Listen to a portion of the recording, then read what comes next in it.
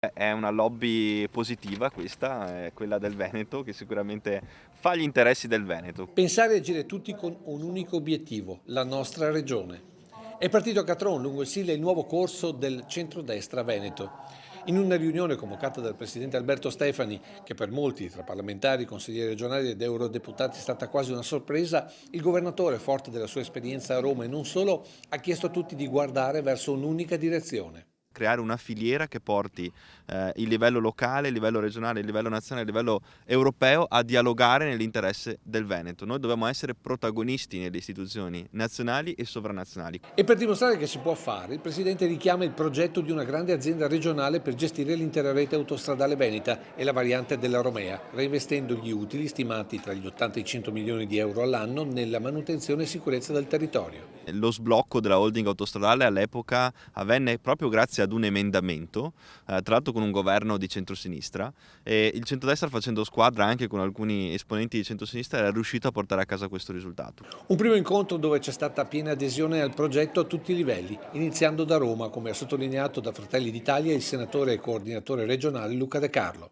Una cabina di regia doverosa per affrontare tanti temi, sapendo che oggi abbiamo una grossa pattuglia sia di parlamentari che di consiglieri regionali che hanno la fortuna di amministrare sia la nazione che il Veneto, e quindi è logico che la politica debba fare sintesi di tutto ciò anche per essere veramente utili e strategicamente importanti per questo territorio. Ma si parla più di filiera politica oppure di lobby?